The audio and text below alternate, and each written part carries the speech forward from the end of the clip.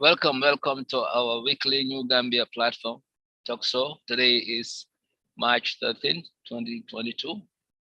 Today we're gonna have political discussion about the cabinet, formation that President Barrow hasn't actually done yet, and then also the Sabali issue with denomination and any other political discussion. We have a guest, Murunyang, who is going to be joining us soon. He's currently driving, but we're going to go ahead and then talk about some of these issues. So I welcome our panelists, Sam Sise from Indiana and Alas from Germany, and I am your host, Mudasana in New York. Welcome. So Sam, to start this conversation before we get our guest, what do you think about the political situation after the election? The National Assembly election is just near the corner, and it appears that the president hasn't made any changes in his cabinet that some people are expecting. And during the course of this campaign, he had many people joining his coalition in expectation of something, after winning. But it appears that nothing has changed yet, and I'm pretty sure many people are stand by, trying to see how their fate would be. What is your take on that? And after that, we can just talk about Sabali's Yep. prediction. Yeah, thanks, Mr. Swanee, and thanks, Alice, for being here with me as well. All of us the same thing on Sundays. Always good to see both of you. It is sad that our country went through elections, and after elections, we didn't see any change in the government. That is very sad. And like I always say, if you fail to plan, you plan to fail. This is something that should have been planned a long time ago. Any candidate that is contesting to be a president, you should know in the back of your mind when you win, you've got to form a cabinet. That's the first step, or one of the first steps, form a cabinet. You can't go through elections and win and say, I'm going to wait. Oh, I'm going to have what is it called? How do they call it again? Something government, a caretaker government or something, and start looking into things like that. I mean, that is a bad sign in my mind. I don't think that was a very wise decision. I don't know who advised the president to go that route, but the president really, any candidate, that runs for presidency, this is not a joke. You should think about the country first. Don't worry about anything else. Think about the country. Think about what is good for Gambia, not what is good for you, not what is good for any individual, but what's good for the country. That's the focus. And if you think about what is good for the country, that's when you really pick the right people that will move this country forward for every cabinet position, regardless of your relationship with them. If you have people with you now that are not performing, you look back the last 5 years that they've been there, what have they done for the country? That's a good question to ask, for an incumbent president. What have they done for the country? If they have not done anything significant that can make that made any changes, or if they have not done anything that really moved the country forward, well, guess what? That person is not good for you. It's not good for our country. You need to get them out of there and get the right person that is going to do the right thing for the country. That's the way to look forward. That's the way forward. That's if you want to move forward, that's where you start. You start by eliminating the weak points, your weakest links, get them out, and bring in people that are going to help you make the change. So that's important. I think our guest is joining, but and then we can start from there. But I'm going to stop here, but and allow. I know the guest just joined, but to me, that is a part of the foundation. For any incumbent president, when you run for presidency, you should already have your agenda.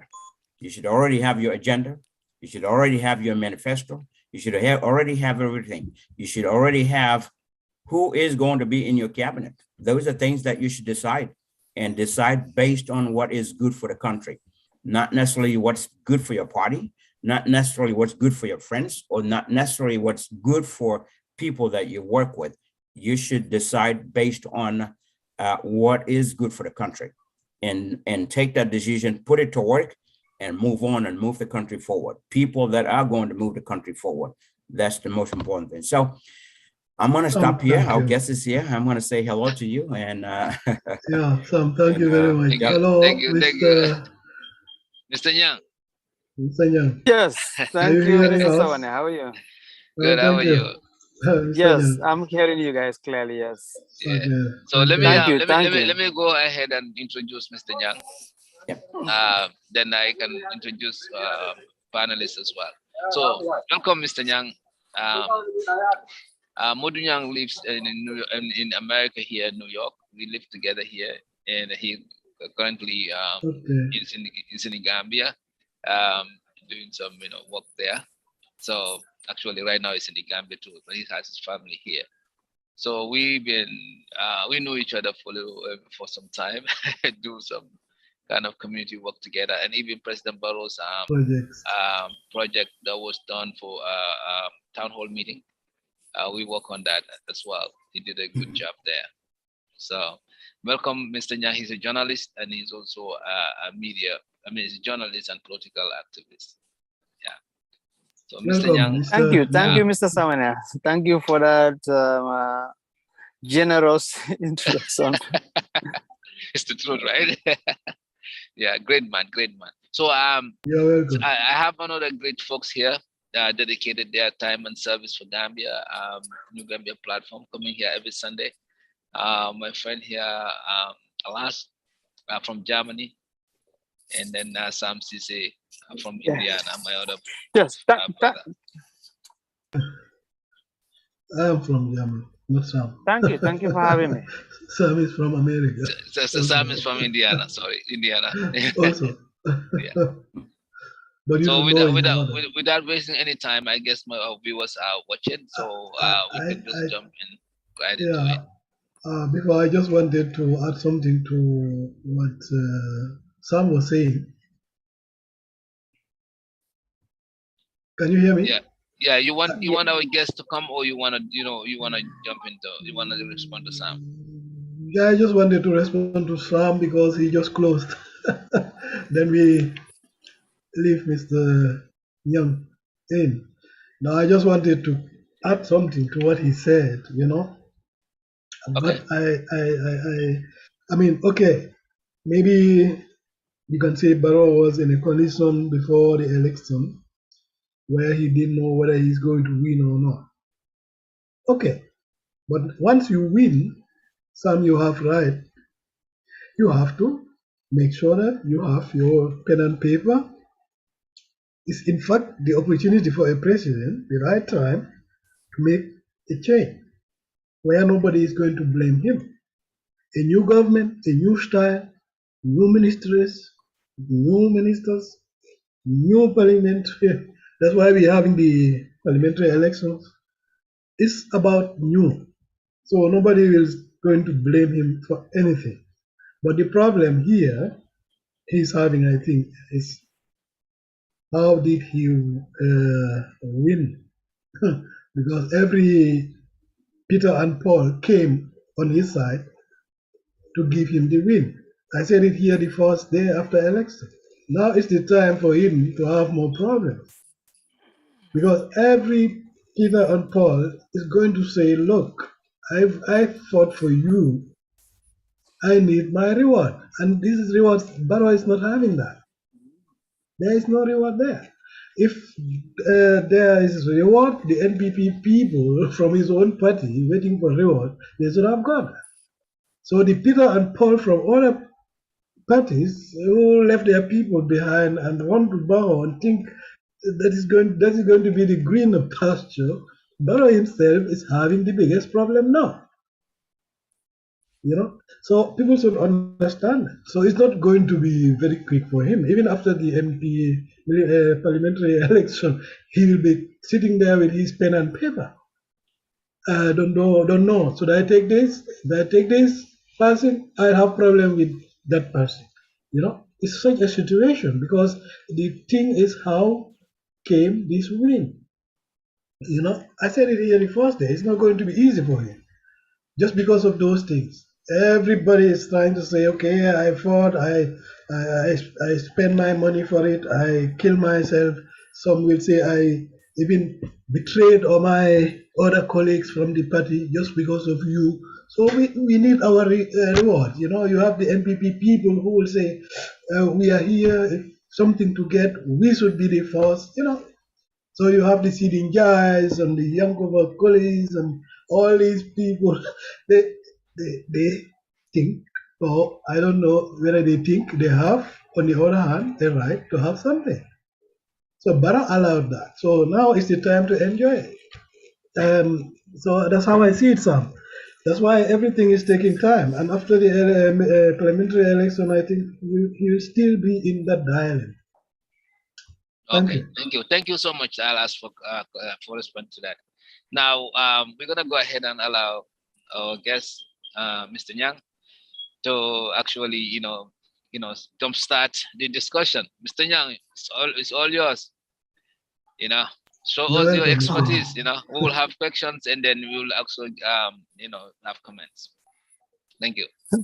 Thank you for having me once more, and I'm all yours for now. And I will really be glad to answer questions that you may have to the best of my knowledge and ability. Thank you. Thank you. So the political atmosphere. I mean, this is a political discussion. As a political activist, what do you think about Gambia right now? Where are we heading, or what is the situation there? Where are you heading? What are you optimistic of? What are you not optimistic of? We complain. We're seeing a lot of complaints, crimes. You know, people are not safe anymore. People are getting robbed. You know, by broad daylight, or weapons. People are using weapons to scare people, rob them in the all kind of thing. The price of goods are hiking. People cannot afford it anymore. Some people are even going back to the provinces, to just to find something to eat. And we're getting complaints of all that, and then youth unemployment, um, seeing a host of corruptions. You know, very, very, very, very corrupted system in the Gambia, still not taken care of. We came from 2016. You and I worked with Barrow's government, Barrow folks. When we come to 2017 to New York, we were optimistic. We were discussing about this new change, New Gambia. That's why we even come up with this platform name. All those great things. Now people are still struggling. What is the political situation there? What are we optimistic about? Can we change? What are in progress for hope? These are all things angles we can look at. And then we come to media. What do you think has changed in media? How has it been better and all that? I'm quite loaded, Mr. Sawane, and I don't have a very good memory of remembering every issue that is raised to be able to address them. I hope you will have to pull back some and then bring them in piecemeal or as we move on. Okay, so whatever you're comfortable with. First of all, it's not what I'm comfortable. It's about trying to remember everything you just put in. That's too much of stuff you just put up there. So I will just take the general question and then you can bring the others as we move on. You just said, I think I will just say we have a country. There's a Gambia, the Republic of the Gambia, that it is a country that you guys in the diaspora, me having also been there, I mean, still part of it, that despite living abroad, despite living away from the Gambia, we still have our hearts and minds and souls in the Gambia. That unlike maybe some few other people who have successfully, internalize that they no longer see Gambia as home, that they live upright. There are some people who have decided that they're, in America is home now. And, that immigrant struggle living in between from homeland, motherland to adopted homeland, that reality. So some of us still have that heart for Gambia. So the hope is that we have a country called the Gambia where we hailed from, and it is a country that needs to prosper, that needs to move forward and advance. So there's no room for pessimism. There's no need for that. That it will always exist as a country as we know it. So it is for us Gambians to find ways and means of moving forward and looking at the realities that we live in as a people, as a country, and then devise mechanism, means of moving forward. So that have always been the situation, the process, the struggle, all through from colonialism up to where we are now. So that have been is the process that needs to be followed as Gambians to be able to look at the situation and then carve a direction. So I think for me there is hope. I'm not a pessimistic person. I've always looked at situations, try to understand the realities, and then try to work out realistic ways of moving forward with what we have. Like, like you said, we've changed the government in 2016, a government that I considered was a very bad government, dictatorial and tyrannical. So we were able to change that in 2016 and then bring in a new system, a government in place. And then that is, have taken different shapes until where we are today. And it is moving under a different banner, a different name. So I am hopeful. There are a lot of problems, too many problems than solutions that we have solved so far as a people, knowing that, like living in the US, what it means to exist as people on a space, in a space that you call a home, and then the conditions of living, the conditions of services out there to enable our living conditions. So that is far, far behind in a place like Gambia. So there is a lot that needs to be done. And those things can only be done by people, human beings, people like us who think we know better and then can have something to offer and then make them better. So that is the process that we need to exit. It is the reality of politics as a business of the people, of sharing resources, of trying to make good of what is available. So generally, I am hopeful that the Gambia could make it and can make it and should make it. We don't have another option as a country. So yeah, definitely, yes. And I will just stop at that, and then we'll take up your other questions as you come. Like I said, I don't good at taking too many questions, so we'll bring them piecemeal, and we'll have a nice discussion, I guess. Yes. It's better that Okay, way, okay, okay. so Yeah, that yeah, yeah, yeah. Yeah. I think even for the audience, better, so that they can follow you up. Yes, yes, yes. So okay, now the thing is you generally said that we are all responsible. We have a country to build, and we should look at that. Now, in any great in any great development or anything that we have seen has taken a turn in shape, it will have to do with leadership. Okay, great leaders make great differences. If you look at Singapore, if you look at Rwanda, if you look at any other country, the leadership actually has to do something that makes the difference. Now, the way we are still struggling, do you think this leadership has done enough? What is their shortcoming? Because we are 5 years down the road and price of living is still high. The country is not secure. So let me just, sorry, I know you tend to ask a lot of questions in a package, and we just deal with that. You said about leadership, and you were about to move about security. So let's deal with the issue of leadership, like you said.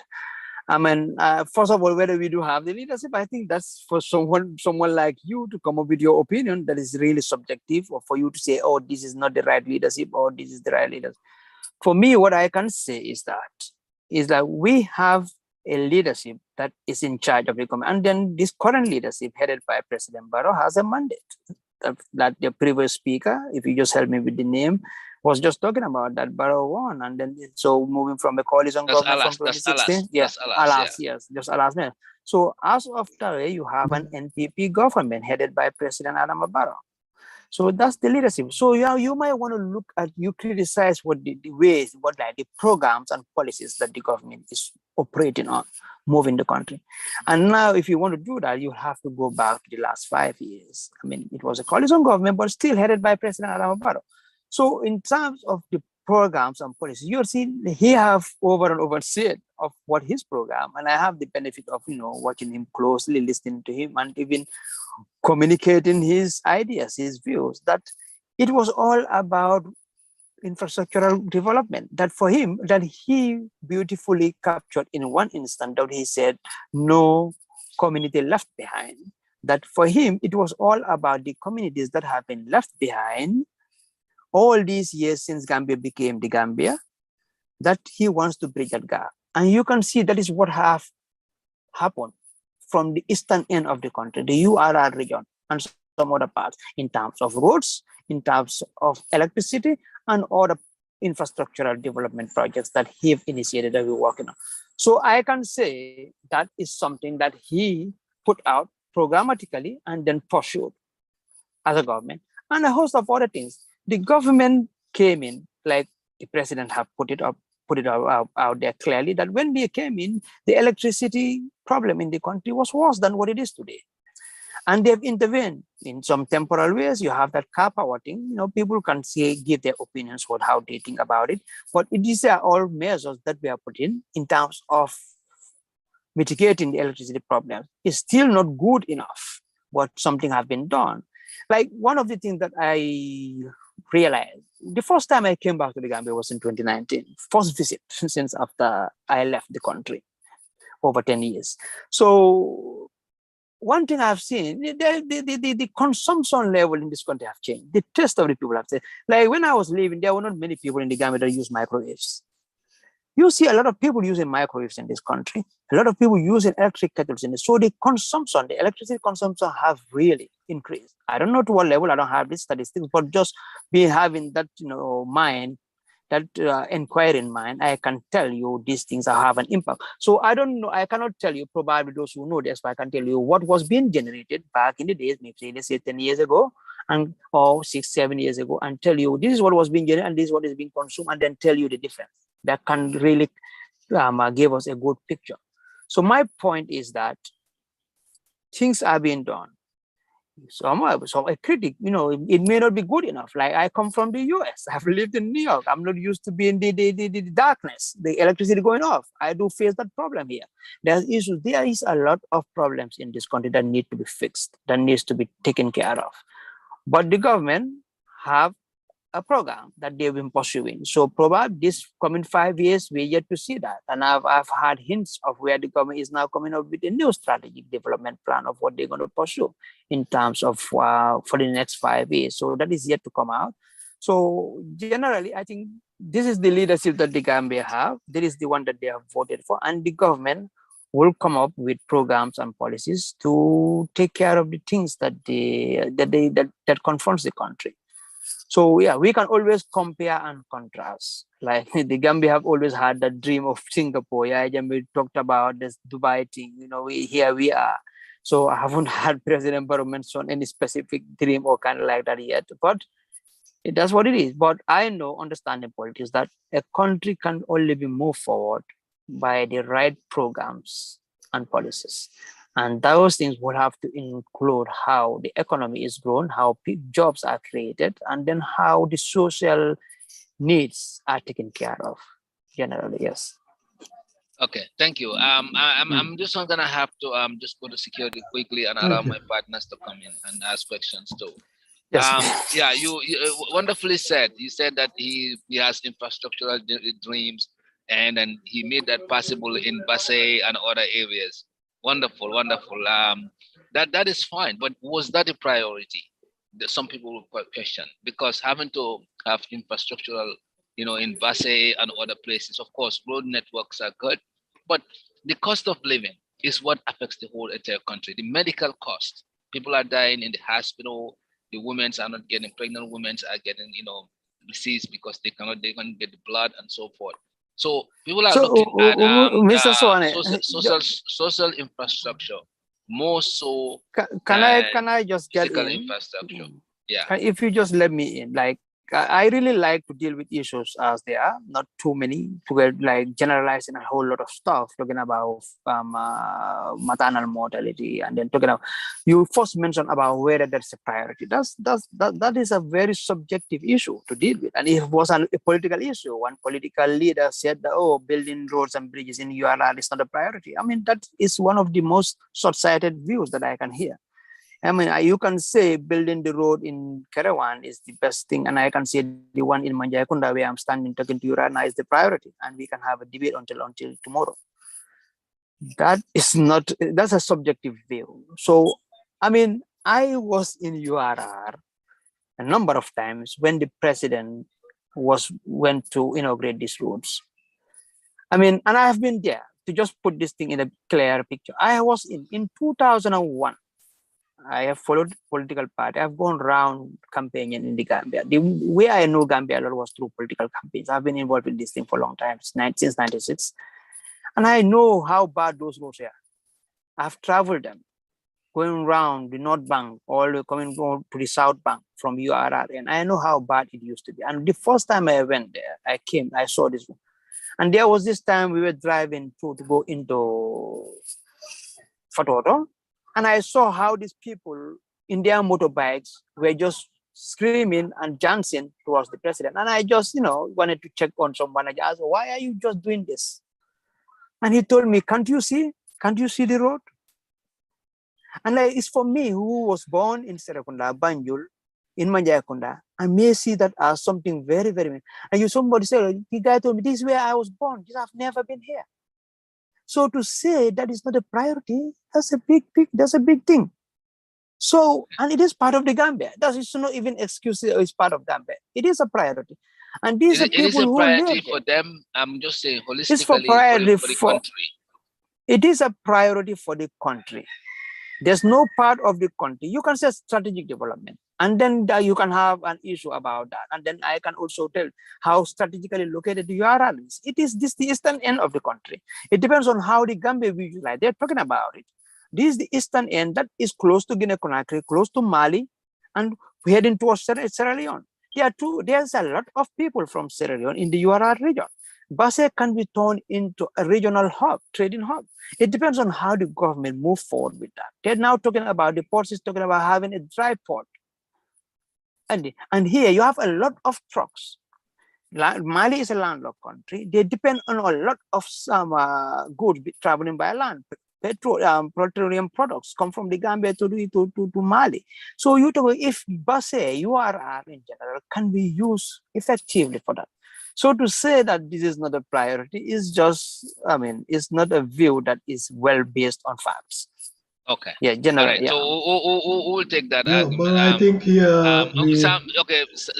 Sammy and I'll ask me want to come in now. So Can I come in? Yeah, let some comment. Yeah. So I'm going back to leadership. I'm going to start there since we started a conversation there. Right. Leadership is very important in anything, anywhere, any organization, group, or community. It doesn't matter. Leadership is leadership. And who is a leader? A leader is a person that really has a vision, someone that is honest to their people, and is always going to be honest, and someone that is trustworthy, someone that people can look up to, someone. There's a lot of things. I've spoken about leadership a lot of times, but I'm going to just stay with those for now. Do we have the right leadership? In my mind, in Gambia, no, we don't have the right leadership. In my mind, okay, that's how I think. Not how you think, but that's how I think. We don't have the right leadership. Leadership also surrounds themselves with the right people, because no one is perfect in this world. And there's no place in this world that you can go to study and say, I want to study to become a president. Okay. People come with different backgrounds.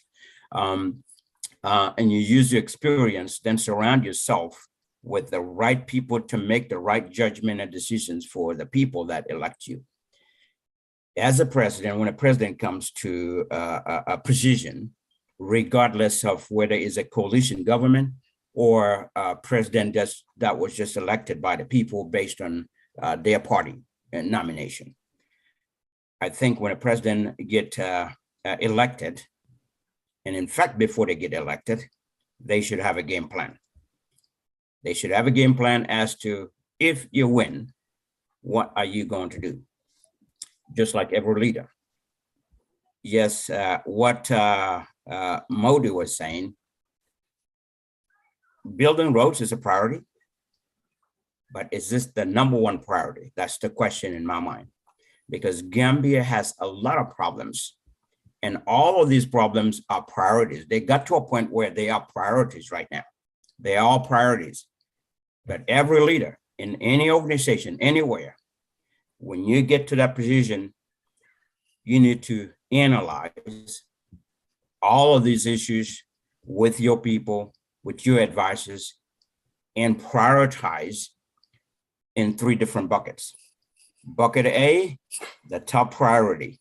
Bucket B is also a priority, but in the mid priority.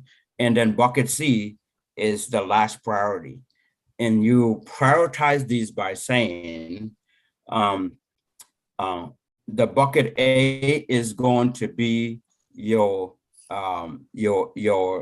immediate goals. These are goals that are going to be your short-term goals. Then you have your mid-term goals, and you have your long-term goals. A short-term goal should be a goal that if you don't fix right now, there will be consequences. A mid-term goal is a goal that can wait until the short-term goal gets fixed first, and it will not break the bank. It will not bring the sky down. It can wait. It can hold there. Then the long-term goal is a goal that can wait a little longer, because priority A is more important than priority C. Priority C is also a priority, just like you said. All of these are priorities.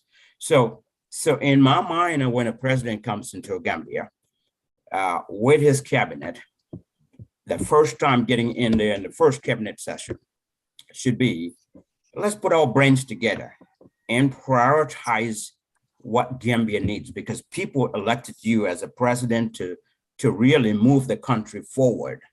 So let's look at what is Gambia's priority. What is the biggest problem in Gambia? If you ask most people today, they will say corruption. So corruption is going to be on the list. You ask more people, let's list the priorities. You really have to narrow the priorities down. Yes, Gambia has a lot of problems, a lot of priorities there. But if I narrow down and say, I'm going to pick the best 10, and then the best 10 that are really very important. Like I said, everything that you leave behind, everything is a priority, okay? But the best 10 are the things that I'm going to break into 2 buckets. I'm going to try to deal with the first 5, maybe even pick 3, if that's what it takes. But the first 5 are going to be in priority B, priority A. The second 5 can be in bucket B, or you could break those down as well. So in those, you look at, how do we fight corruption? Because corruption is what held us behind. It's why Gambia has not moved forward from independence. We've moved forward, I'll put it that way. We've moved forward, but did we move forward good enough? The answer is no, in my mind. So how can we tackle priority A as a corruption, so that if we can kill corruption or minimize it to a level that all the funds that Gambia has, all of our natural resources that we have can stay in Gambia, all the loans and grants that we take or we get from international donors or loaners can stay in Gambia and develop Gambia with our priorities. How can we do that? So corruption becomes a priority. a very top priority. That should not be in the back burner. It should not be in bucket C at all. Okay. So things like that are things that you look at: corruption, the healthcare. You look at agriculture. We cannot go without agriculture. You look at education. You look at the fisheries. Fisheries is part of our natural resources that we have, that we can help our country and build our economy.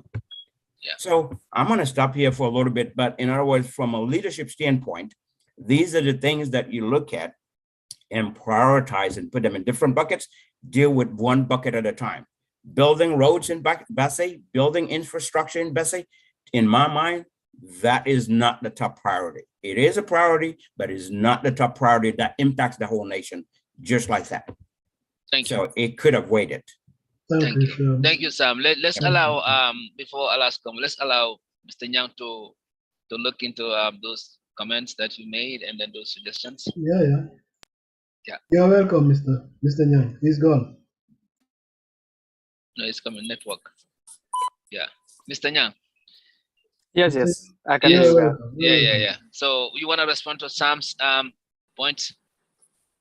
Not generally actually respond, but then make some comments too. I mean, I really enjoyed listening to him, and quite some good points out there that corruption to him is the priority that needs to be tackled. I will agree that we have a problem of corruption in the country, like we're hearing all over the place. I mean, but we'll want to go further to say that. I mean, you are hearing, but are you seeing it?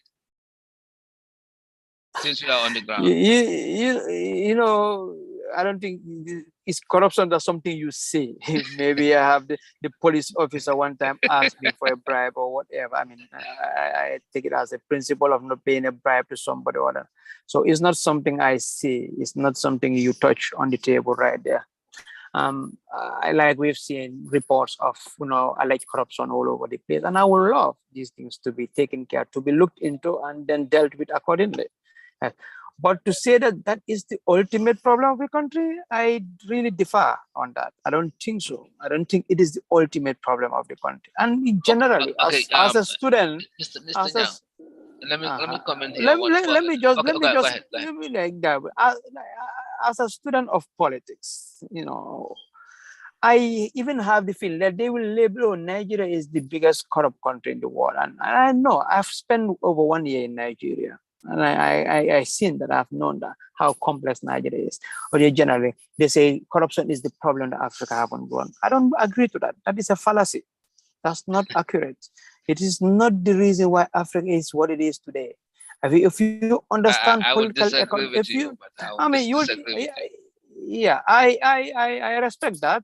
And here is my point. Like, understand the political economic development of nations. You understand where all these countries come from, how the trajectory they pursued to go to where they are. Like, you could find it was a high level of corruption in some of these countries that did not stop them. Like China of today, just an example, there's a high level of corruption within the elites who run the country. They are totalitarian. They have a lot of undemocratic means, but that haven't impeded their level of growth. For an economy to grow, it requires the economic superstructure must be built on the foundation. So the problem of us, post-colonial countries, is not a problem of corruption. Corruption is there, it's a problem. But it is not the reason why we are where we are. It has to do with the structure of the economy. Our economies were transformed from people who used to grow the food they eat and everything, and transform into cash crop economies during the colonial days. And after colonialism, that system has still been maintained. That is what was supposed to be tracked. Unless we produce and sell more than we import, that is also good. So that is the superstructure, is the fundamental point of view, like how you build your house. You must start from the foundation. So you cannot just go to the corruption of the one who sold you the cement or something else. And when your story building, collapses, that is not it. So this is just a metaphor I put there, and you just touched on the issue. I don't think I can agree, and I agree. There is corruption in New York City. I consider New York City to be most corrupt state in the whole of US. In the whole of US, in the US, yeah, it's the most corrupt in the US. I think I can just give one visual I didn't example. see it. The roads in New York City are worse than all the roads in the rest of US states. It will take them 3 months for to just fix a small patch of road, and all that we know how they get the contracts and what they do, the overnights, and all those is corruption legalized in the system. So I am saying, my point is that these are just examples I'll just touch on briefly, is that we do have problem of corruption, but it is not the fundamental issue that is holding us where we are. What is holding us have to do with the economic system that we have. And here it is. This government is talking about public-private partnerships and that they are doing great. So we can disagree on the policies and programs. I think that will help us. That's why I have difficulty dealing with generalities. But if we pinpoint issues, and then this particular thing, what is the government doing? How are they doing? Oh no, that is not good enough. Probably they will do it this way. That will be much better. Then we can have a much more fruitful discussion, I guess. Okay. Yeah. All right. So let's pass that. So I like the fact that New York is the most corrupt country, It city is. but It I is. never had an opportunity to be corrupt anyway since I've been here. So maybe it's at another level. Now, You're lucky. yes. So Alas, you have any you want to comment quickly, because I want to go switch to the security aspect of it. Yeah, because also have a call here. Maybe I'm not going to stay too long today. No, I was enjoying the discussion, and then thank you very much, Mr. Nyang. I just have here certain things. I mean, what Sam was saying, I give him right somehow, because we have a lot of things where you can say it's a priority. It's even a priority that we sit on this platform and talking about government. It's also a priority. You left your service, your job, I left my programs, some the same thing. It's a priority because we think it's something important. And Sam said everything is priority. Here in Germany we call it ABC analysis. It's nothing different from ABC analysis. That means you can have a lot of priorities, but you have to always look what is acute, what do we need right now, what is long-term goal, things of that nature. That means you have to make analysis to say that is the main priority. You understand? I think that one we can agree with Sam, because even if you're in your own private house, you have to use that system. Whether you know it or not, you always try to pull out the most important thing first. Sometimes the others you push them back for 2 weeks. I think that life, you even have it in your private place. You do it. And it used to help. But we cannot just always say this is priority. And the roads outside is a priority. I saw some villages, they were very difficult to get. Even to drive, because the roads were very, and there was an interview with the people who are living that area. For them, they were very happy, that they can now move to a hospital on a good road. That is priority for them, and it was also good for them, but doesn't mean that that is the highest priority for Gambians. We have to differentiate that. In a country where I don't have a good hospital and people are dying, I cannot take that money and put it in a project what is not accrued. So, because till I finish that road, then half of the Gambians die, nobody is going to be happy about the road. So that's how you make analysis to say, okay, for example, what Sam said, health first, nothing but health. Then I'll look on the road.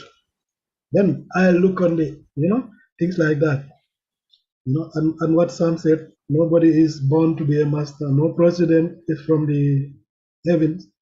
They used to do it through experience, and good advices. As a president, you don't need to come from university. Many are just mere footballers, you can see, but they are always wise. They always have the top and best advices. And that's what Barrow's mistake is. We can all agree. They can be footballer, they can be comedian, but they have the country in control, the economy, everything, international relationship. Just only they are sitting with the best top advisors they have in their hands. That's where our problem is. Because Barrow himself can be the same idea like you. You said building roads and bridges are priorities for Gambians. Where some Gambians don't have something to eat. Where some Gambians go to hospital, they die because they cannot buy paracetamol. And paracetamol is just costing. You know the price. You know, some cannot go to hospital because if you go, they have to buy a check. I don't know. Even that money, they cannot have it. They are going to end up being buried because of that. Do you agree with me? You are there on the ground. People are telling me, that means you are hearing, you are seeing it. People are dying of this COVID, and everybody is taking that as secret. The government don't take it seriously. People are not being advised to take masks and so. And we have a lot of help for this COVID thing. But you see people go to the stadium without masks. Why? Because most of them cannot afford it. Two, because they are not informed. So that means when they are not informed, that means the Minister of Health didn't do his job. I don't know where the problem lies, because nobody in this world is telling you there is no COVID. Only Gambia, they don't have it. And you are seeing it. It's priority now to go to, so for some people, it's priority to go to Walisega, I don't know these people, to go and risk their life.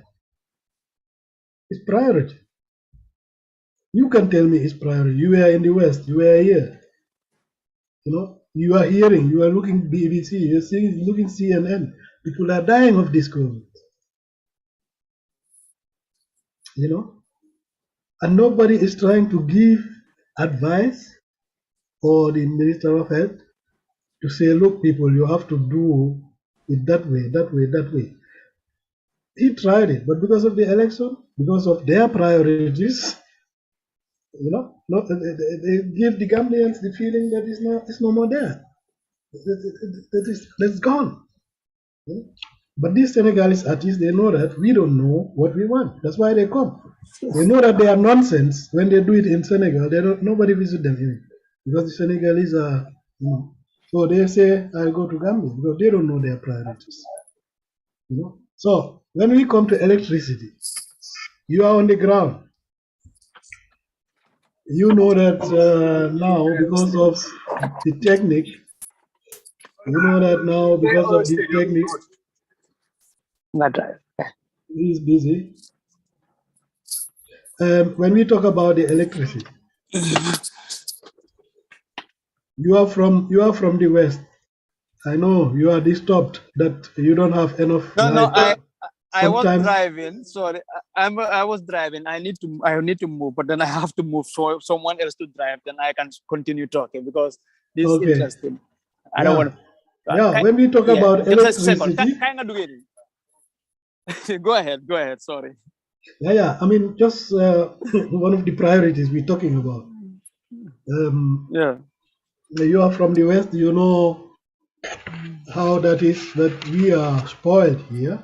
You have 24 hours electricity, and it's good that we enjoy that. And we wish that Gambia also will have it that way. Before, it was like that, you know. Before Jawara's time, you hardly get blackout. At that time, Gambia was not big, the population. We didn't have a lot of foreigners like today.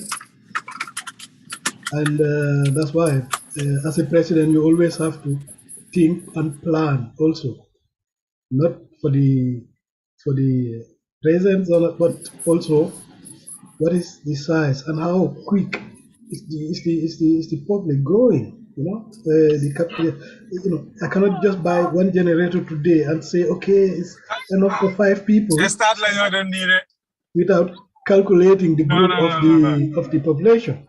So that there you make a mistake already. You know, I cannot build a road and thinking it's just only for 5 people, where I know next year I'll have 200 people. So that's nonsense.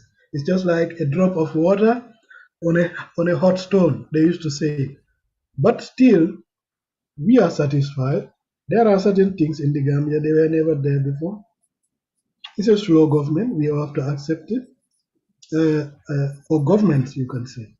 Because Jawara took, he himself didn't know where to start. And then we took it from the colonial people very early. That's our problem. So Jame came, he was having his own style also. He was having priorities. He was building schools. But schools and everything when you don't have good teachers. So that means there again, the priorities were not scaled before. You know, I cannot build a university and don't have stools for the kids. You know, so what should I do first? You know, these are things we always have problems with, to be fact. It's not a critic, but so when we talk about the electricity, the whole world, Gambia, is the only country using generators. So I ask why? We are the poorest country. The richest countries, they run away from these things. And we go and buy one. And we are the poorest. So there you can see where the priorities are. You know, you cannot be the poorest in the world, you know, and go and buy generators where people are running away from it. And Gambia is having everything. We are having water, we are having wind. What do we have? Sun. You know, why can't we not go to green energy? Even the West is doing that. And they have more talent, more money, and everything. The only thing they don't have is in the Gambia. They don't have wind, sun, and water. We are having it. But what are we doing? We're making them rich buying their generators. You know, so that is where these failed priorities are always, if you can understand me. I mean, I give you right, but you can see that we don't have, we make everything Can I priority. come in, please? Okay, you can come. I had here one point, but then you can come in. It's just about the health I wanted to see, but I commented already. Yeah, You can that come in, was no really problem. quite loaded. A lot of issues out there. Just still encompassing Thank you. all these problems we have as a country. A lot of things.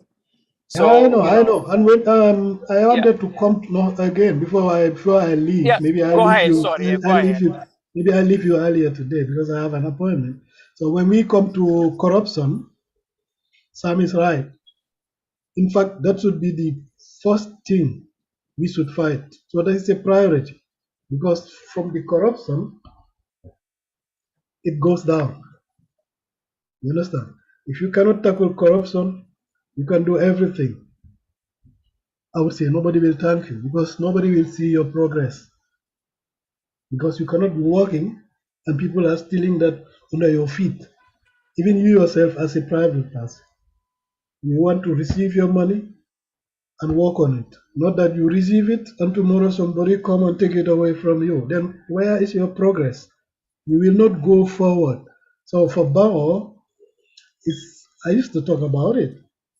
That is even a sabotage for his projects. Not that people criticize him, but that's just telling you how dangerous corruption is. You know, I have here a program. They have the countries, the most corrupt countries, and what they how much they lose in a year through Actually, corruption. I think Gambia is what spot in Gambia is playing most corrupt. around there at the top. Just Yeah, imagine that. It's yeah, yeah, yeah. The very report came painful when out. I saw that.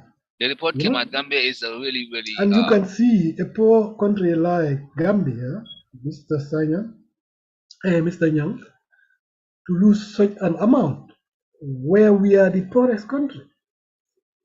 So we should be happy that Barrow even tried to have that project and the road, and that is even possible for him. But it could have been better when there was no corruption. When he could have done his road, he could have built new hospitals and new instruments inside. People can go to health treatment freely. So you see what corruption can do. That's why it's priority. Okay, I think Mr. Nyang wanna come in. Okay, so I think I have to leave you now. Or I just listened to his comment first, then I can. Yeah. But Let him you let him are comment. You are muted. on mute. You are on mute. Mr. You are on Yang. mute. You are muted. Oh, okay. Yeah, I just wanted to comment that because it's a lot of things said. Like, and first of all, I will want it to be clear that to say that I said corruption is not a priority thing. It is something that needs to be applied in the pecking order of things. If you're putting things on a priority list, I will not put it up there. I will still. It's Gambia. I can so say maybe that everything needs to be worked on. There is not a single problem of human development that you can say Gambia have tackled. We haven't tackled the issue of poverty, water, even clean air, a whole lot of problems. So everything needs to be taken care of in this country. But why? So, Where is the money? when you put them in the order, so that's the first. I just wanted to establish that. But what I'm trying to also say that you've talked about COVID, people not caring. I haven't seen anybody in the Gambia here, group of people protesting for being forced to wear masks. You have that all over the Western countries. And here, if I bring that up, it's just to put a check on what you said, but not to try to display. I'm fully vaccinated. Here, I'm here in the US. I do used to put a mask. I had, unless on official places where it is required that you must do it, that's where I do it. People generally here, some put a mask, some don't. But the point I'm trying to is that there is nowhere in the Gambia people say, "Oh no, we're not wearing masks because we don't believe in COVID." You've talked about the Senegalese artists coming. Oh, it's a whole lot of facts there, and I really respect that your view. Yeah, but that is the fact. Mr. Alas, just let him come. And there are many things that you say a lot that is true here and there, but they are all over the place. And just with all due respect, I just want to agree with you that you make very good points. But we have a lot of problems. I'm not denying that. I'm not denying this government. Every government have a lot of problems. You did mention about. I just want to make this point. You did mention that we usually have electricity hardly goes off during Jawara days. That is not factual. I grew up in Banjul as a child. And I'm in 40 years plus, so I know very well that's not a fact. So it's very easy to remember the present and forget about the past. I was here. When I was going to school in I have to carry a chair and a table. I went to LK. I carried a chair and a table for my Form 1. APRC, they use that as a campaign tool, which was a fact that no longer can do is what table school. I carried my chair and table to school. Let's just give me a chance. When I say these things, it's just an example. We have a lot of problems. APRC, Jammeh came in and nobody ever takes a chair at school again, which is true. But that did not solve the problem of education in the country. We still have problems in the country. We still have schools without desks and chairs. So I just want to contextualize these things, that we have problems, but talk about the policies and programs, and then we debate on the policies and programs. But we don't have any. That's the problem. When it is all over the place, it's become difficult for me to deal with, honestly. And okay, we can have Mr. Nyang. Yeah, Mr. Nyang. So, just to put everything in order here. Yes. We have a lot of problems. We've been saying that, a lot of problems. Now, what problem has we solved countrywide with this government? What problem? Mr. Savan, I'm a journalist by training. If you ask somebody, there's an open-ended, what problem have been solved? We have all the problems in the world. Ask me what problem you think should be solved that is not solved. Let's talk about the issues one by one if you want, and I'm happy to be your guest. But if you ask me what problem have been solved, I need my electricity 24 hours. I'm not getting it as a person. I need perfectly running water. I need clean roads. I need to get where I want. So it's a whole lot of problems in this Gambia here. And nothing has So, been tackled yet. I mean, if you say nothing has been done, you have said that the roads in the URR are not priority. And I have told you that it is a priority of few people who live there. And as a country, no, allow me. And as a country, people also have a priority, like the URR, that region can be used to benefit the country as well. So that is something solved. Someone get into places, that is problem solved. So don't say nothing has been solved. That is not exactly Okay, as that it is. one, and what else? Something is being done. It may not be good enough. I will agree. Yeah, that's number one. What else? You tell me. You ask me. Yeah, You're the one asking me questions, right? Yeah. And I will answer. Okay. Yeah, I So can. I can. I have here a very short. At least since 2016, in a government like this, with a ton of money coming all over to support this government, if there's no corruption undermining this country, URR road shouldn't be the only thing that we have made headway. We had failed in major reforms. The constitution is down in the garbage toilet. Mr. Sawane, just again, ask an issue and we respond to that issue. Don't load them up. Okay, and then we deal with it. Please just do that for me. We don't have that much time, right? Yeah. Okay. So we're gonna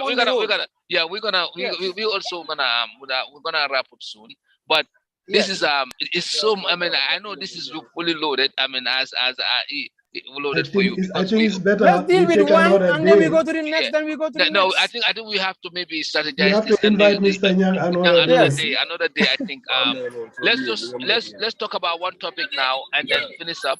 And then exactly. We're gonna have Mr. Nyang again, because Mr. Nyang, what I like about Mr. Nyang is that he has experience in the West, and now he seems to have a lot of experience from the way he talks in the Gambia. So he's gonna be a very important guest for us moving forward in looking at the Gambian problem, and I like that about him. So I think we can come up with one more issue, and then we can let everybody go. Then we can I would really appreciate that. Yes. Okay.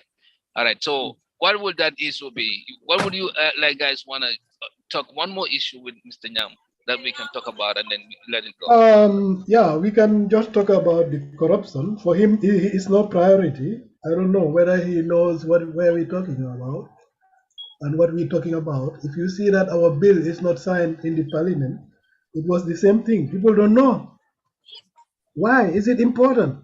Why is it even a priority? Sam, are you okay with that? They don't know. That we just talk about corruption with Mr. Nyang and finish up? Yes. Okay. You guys go ahead then. So, come in. Yep. So I am going to elaborate on what I said earlier, just specifically talking corruption, and also make a comment on here when Mr. Nyang said even New Yorker is corrupt. Yes, it is true. Corruption is all over the world.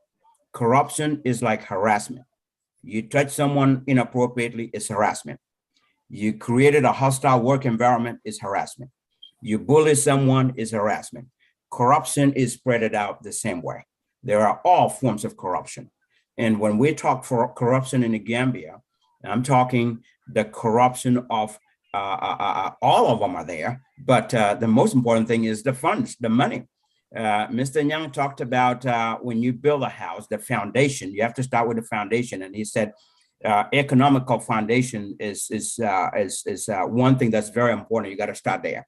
Well, I'll tell you what, even if you look at economy, countries that don't have a strong economy, one of the first, I'll name 4 things that impacts them for them to be self-sustainable. And the first thing that comes on that list is corruption in the institutions. Okay, so corruption, either way you run, really is there. If you're building a house and they give you funds to build a foundation of the house, and people chop off all those funds, people take money from those funds, when are you going to finish that foundation? It's going to be very difficult to finish that foundation. So all the funds that are pouring into Gambia, or since independence, all the funds that we got into Gambia, whether in forms of grants or loans, have been mismanaged. A lot of it have been mismanaged. So that mismanagement is in misappropriation of our funds is what caused us to be where we are today. It's really the money that comes into the country, the money that we generate in the country. I mean, look at that. Funds, financial aspect of our corruption is what held Gambia back. That's what I want to say. Thank you, sir. You nailed it. But I Yeah, mean, if can I just go on to the issue now? yeah, carry on. Yes. Go ahead. Yeah, I would just want to, first of all, I mean, that's a good, just an opinion there, like Mr. Cisse said. You did mention he first used the word I kind of like the word misappropriation, but like if you're alleging corruption, I mean, then they will say, show me the evidence. Yeah. So I don't want to debate on that because those are facts that I don't have.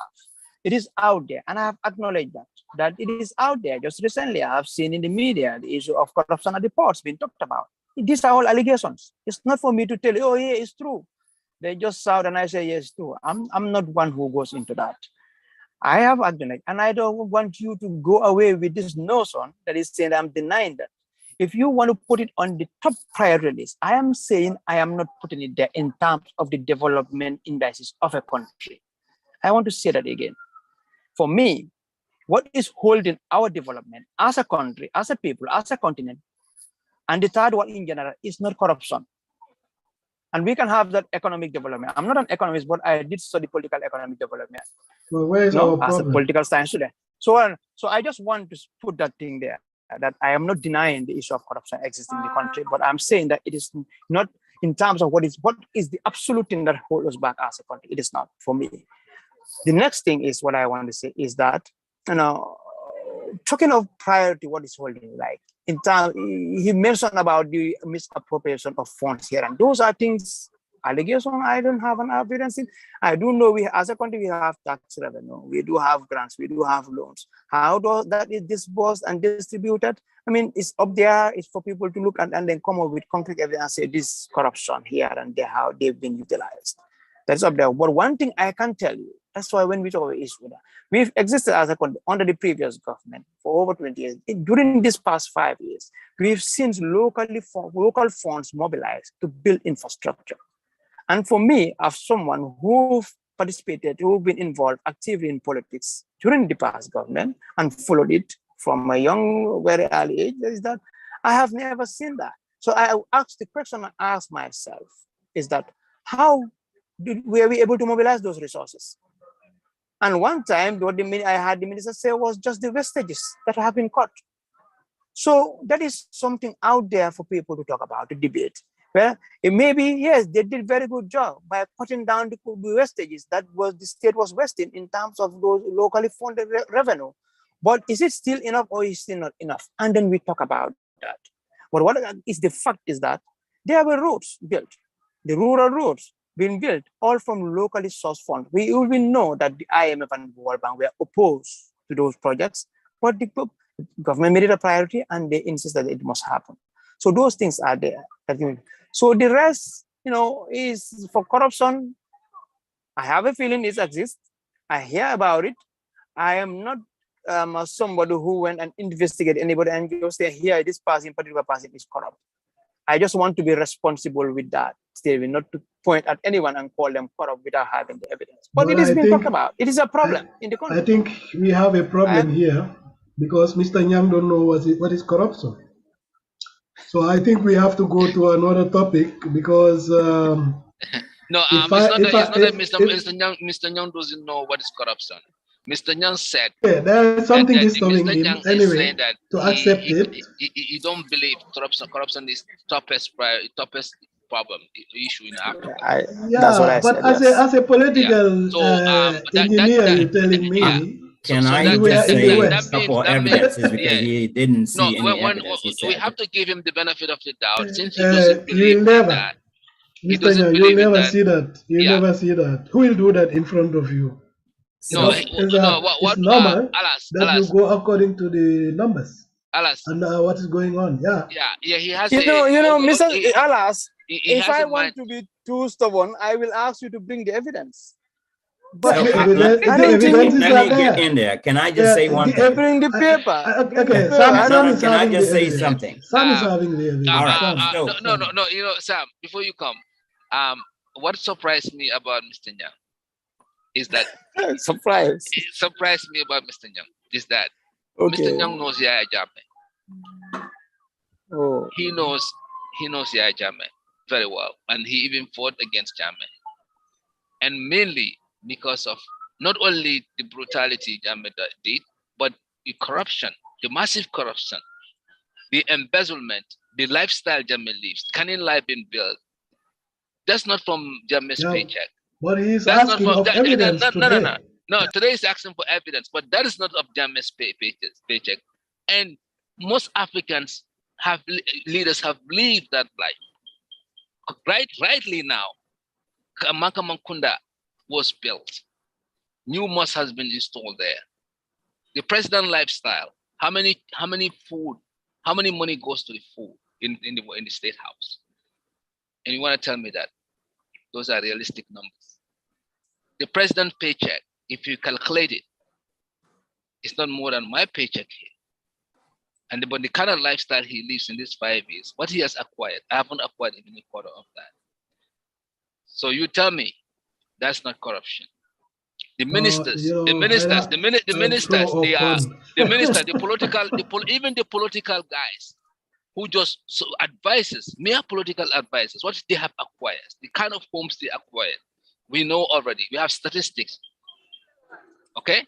Mr. Sawana, you have them. I would love to see those. I would love to see those statistics. Yeah. Okay. You see, but you see, I am not. I am. Let me tell you. let me just say something. No, maybe Mr. Nyang is something that's very obvious. I want to be your guest. I believe that Mr. Nyang is not corrupt. I believe that Mr. How do you Nyang, know? No, no. I can read it from your face. You don't know it. You How don't do look you like know? it because I you can don't know read it. it from your face. Yeah, you don't look like one. Definitely. If Mr. Young raised his hand and told me that I walk from my sweat, I would agree because I know him. But to tell me that it doesn't exist, that's what surprised me. Or kind of he doesn't know about it, or cannot see it, or cannot even believe in it. That's what surprised me. What I cannot see, I cannot see. I'll give him the benefit of the doubt. Mr. Sawane. I'll give him the benefit of the doubt. Before this just escaped, I want to put it. We can go. I didn't remember telling you that I didn't see corruption. I don't know what corruption is. I didn't tell. You see, I'm not going to say you are corrupt because I don't have evidence. I'm not going to say I don't believe you are corrupt. I have no evidence to that. So you see.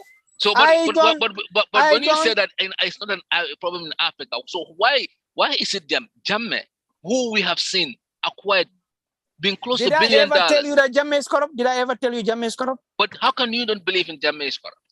I mean, that haven't become an issue of discussion between me and you. Did I say you Jammeh is corrupt or not corrupt? Do you believe Jammeh is corrupt? I did not tell you. I mean, you see, this is now subjective. You see, you cannot use this reverse mental and then just try to use me as a pawn to what you want to say. You see, I want you to understand him. No, it's not about understand. What I want you to do, understand is, I mean, none of you that I know, we all don't know, I don't met you before, Alas and Mr. Cisse, that, I mean, I have never I've been calling people, you are a corrupt person, you are a murderer, or you are this. I don't do that type of politics. That is insulting. I was opposed to Jammeh, and up to today, I will stand by that. Mr. Saweno knows. I have been present in that because I know. I was used to work at Foria. I was a journalist. I know people who used to be called. Before TRRC came, I know what junglers mean. I know people were called. I cannot tell you this is exactly how it was done. I know those things when the TRRC came, but I know people were being killed. We don't get the full details, but I know about it. So if you tell me they were killing people, I know they were killing people. But I don't gonna tell you this is the one who did it, this is how they did it. I don't know. I'm not that person who go and say this person is corrupt without having evidence. So I just want you to respect that view. Don't take that and conflate it to mean I'm saying, oh, I don't see corruption or corruption doesn't exist. No, I told him, understand I your know. point because Okay, legally, thank when you. we go So to can you, law, as a we should journalist, be. can you take it upon yourself and investigate what That is not corruptive? that is not the work I do right now. So Because he's I not just an That's why. investigative That's why. journalist. that's not the work I do right now. So I'm not invested into that type of thing. So it's not what I see as a priority to do. Yeah, Okay, that's why So people it is are one asking. open there for people to pursue. Yeah. So can I come in now? So Okay, Sam. he's right. He's not an investigative journalist, so he doesn't get into that. He doesn't. He gets into other things. However, there was an investigative journalist in Gambia that revealed some things about fisheries, and that is the reason why Mr. Bangura, is it Bangura or Banja, he got Yeah. suspended. So that was an evidence of corruption there, because where there's smoke, there's fire. All right. We also saw, all of us saw, that the Minister of Health stood in front of a National Assembly. All of those National Assembly members are witnesses to this. Yep. And he point. said what he said. You know, he said that there was funds there and people were, they had duplications of names in there that were all going to get funds. That is Yeah. corruption. But you know, Mr. Young is a journalist. No. You know, but he didn't Let he Mr. didn't Young, understand that let he Mr. was Young not answer there. those two examples, because as a journalist, as a seasoned person on the ground, Yep. So did you, Mr. Young, did you see all of those two? Did you see Mr. just those Young two? is a special journalist. He's concentrating on a special. But that's okay. That's okay. see, He No, wants you have to evidence. understand that too. Did you see the evidence where that investigative journalist reported about fisheries and the things that happened there until Mr. Banja was put on suspension? He was taken out. He was pulled out. If he didn't do anything wrong, he should not have been pulled out. But did you see that? Sam, I'm just wondering. You are sitting in USA, in Indiana. How many kilometers from Gambia? You are not a journalist. Right. You are not informed. You happen to tell this to a journalist studying journalism. So there must be something wrong here, Mr. Sawane, don't you think? Am I in another world now? Or no, let's allow my boy to answer here, please. Yep. Yes, and I will also want you to just make this thing the last thing. I'm in a car, it's locked, it's too hot in here. Otherwise the noise is too much. I need to go. Yeah. I need to go now, and I don't want you to see it as if I'm just being disrespectful. So no. We no, know that it's okay. busy, It's okay. so, It's okay. We just wanted to make you sweat a little bit, but it's okay. No, I'm not sweating because of that. I'm in a car. You know, I'm in the Gambia. The car is locked off. Everything is up. I know, I'm it's here. very warm. And you know what? By the way, let me remind you guys. Mr. Young is used to this kind of debates. He's a very, very, strong person when it comes to debates. So don't worry. Because even today I don't have that much time. But let's allow him to come so he can get out of the hot car. You see, you've raised about the issue of Malagan's report on the corruption case in at the Fisheries Department. And you mentioned the guy was suspended. I want to add, and this is what I said. The issue, I didn't deny about that. I didn't say, no, there's no corruption in the Gambia. I did not say that. And I will never say that.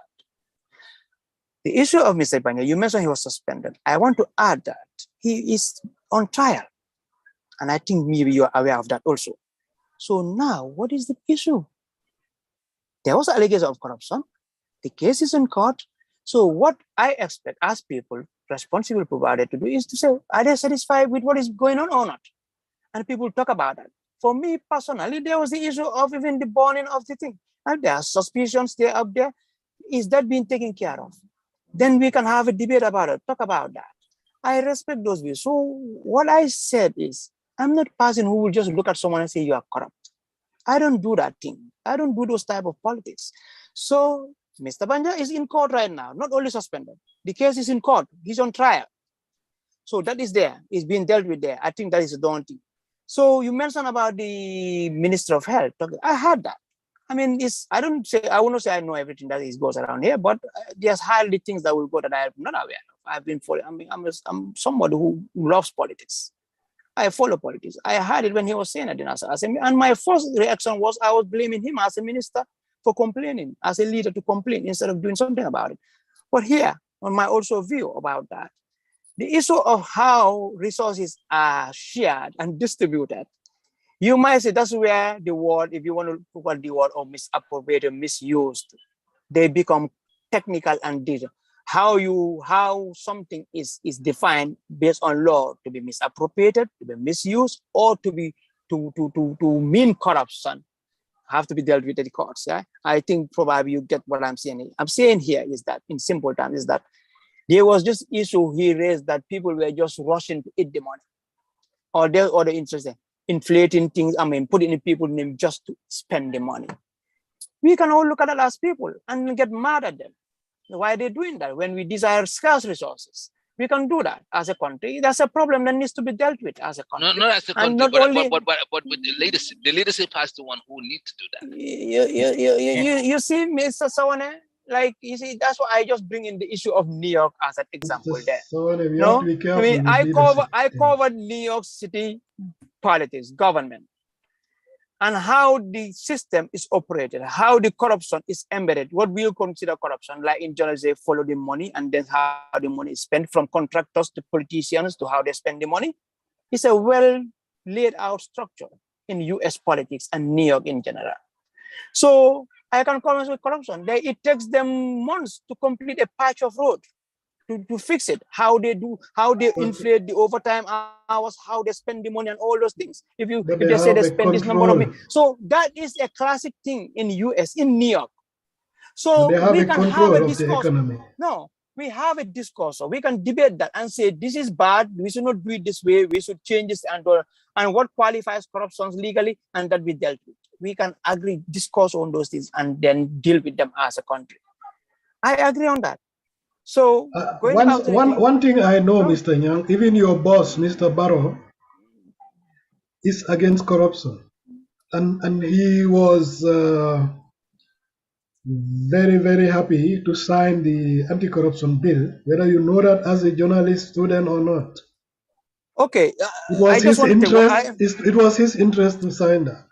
So the only thing, the problem we have was that it's by the MPs. We knew that, and then these people didn't work even anything about it. Can I just comment? But it's Barrow's interest because he knows that is priority for you to know what is priority. Okay.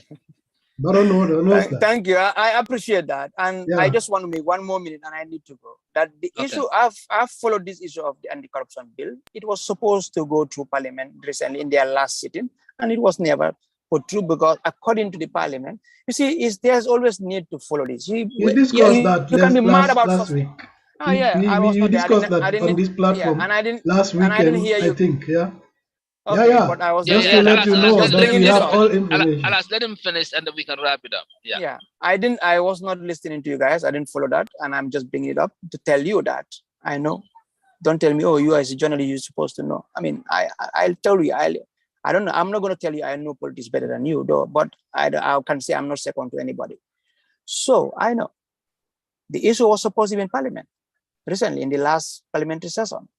According to the Minister of Justice, who's supposed to table that bill in among all the bills, was absent for a sitting, and then the parliamentarians sanctioned him for whatever. They felt like he was disrespectful to them. He traveled on the country without notice, and they said they are not going to entertain his bills, which include the anti-corruption bill. So if that is being seen as someone, it is the government who prepared these bills and sent them to the National Assembly, and the National Assembly was ready to. The minister was supposed to go and table them, had an issue with the Parliament, and then they sanctioned him, and they refused to entertain his bills, not only the anti-corruption bill.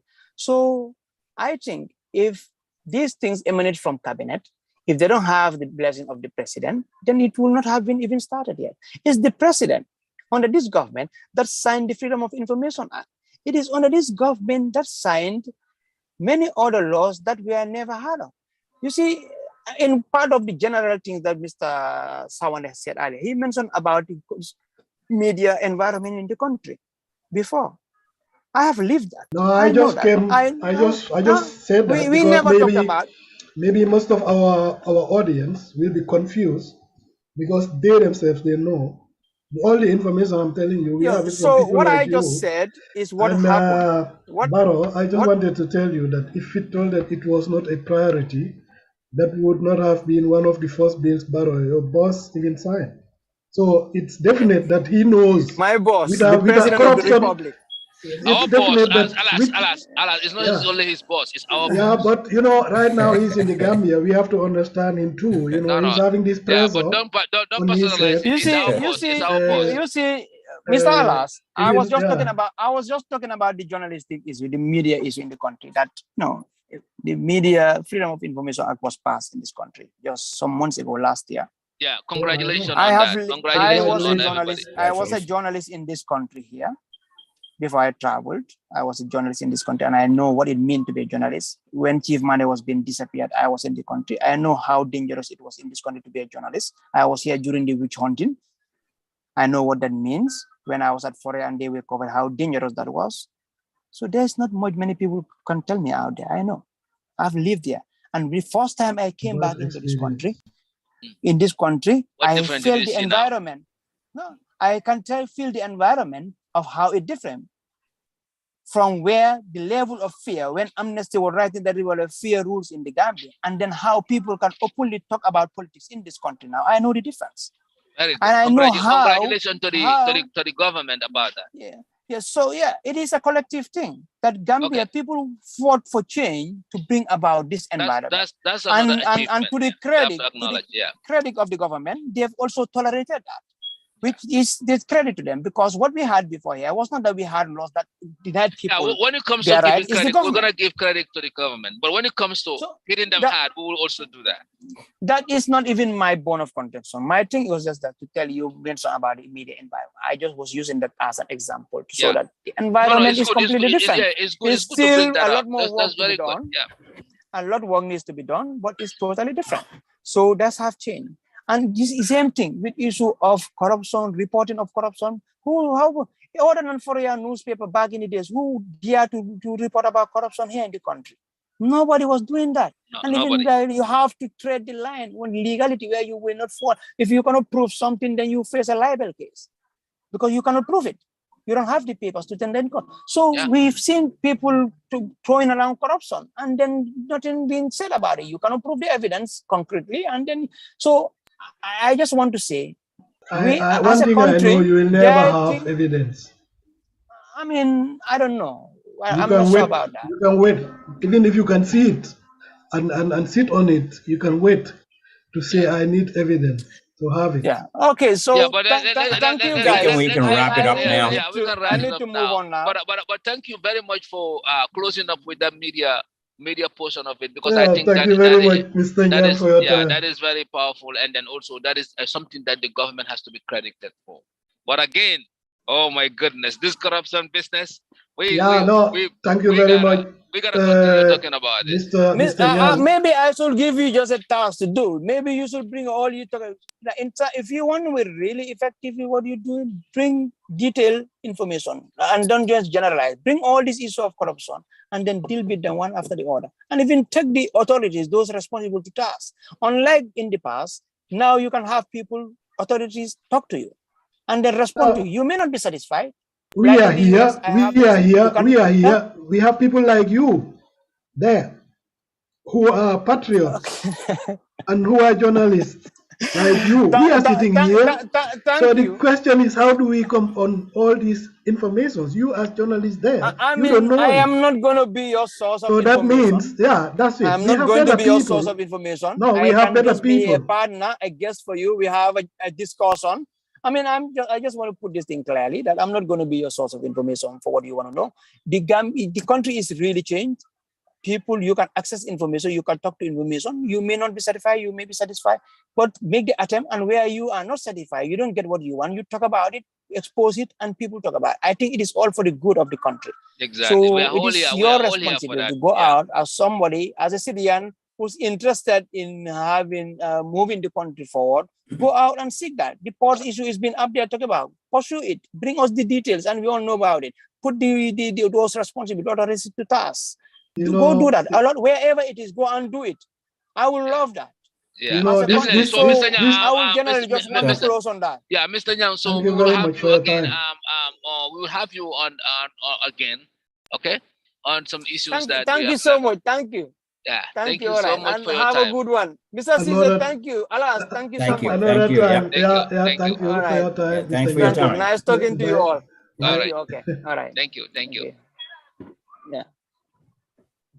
So Yeah, so we can we can wrap up. I Yeah, just yeah. want to say the reason I brought those two evidences out is because he said he didn't see any evidence.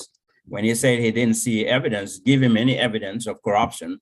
That's why I brought the Minister of Health and also the one for Bangura. Those two are good enough. So, but anyway, at the end of the day, Thank corruption you is very much. a big topic. It has a lot of branches that we can go, but we can never finish talking about corruption, especially corruption in Gambia. So I thank said you it both. here Thank you. last Sunday that for many people Yeah. at a certain age, for them it's normal already. They don't see any difference because Yeah, yeah. they are born in such a system, they are living in such a system. Yeah. So you can talk about corruption, they cannot imagine what is that. Yeah. I just want to say again, this is a very fruitful debate, and I like the introduction, because this is what we need in order for us to get to the bottom of the truth, and this will help a lot. Whoever watched this video, Mr. Young is a great guy. I mean, I love this guy. So he is who he is. You know, he want to be critical on certain things and defensive on certain things. But again, it doesn't matter what. Whoever comes here, we will have a better way to deal with you. Yeah. And then so That's thank that democracy. Sam's brought those examples. If we get if we you. are in a discussion and we have so much facts to back our claims, it will definitely help moving forward. Yeah. But thank you both for Thank you both. Thank you. Thank Yep. you, Yeah. Mr. Have a wonderful Sawade. evening. Thank Take care. you, Sam. All right. Yep. Take care. Bye. Thank you, Alas. Thank you, Sam.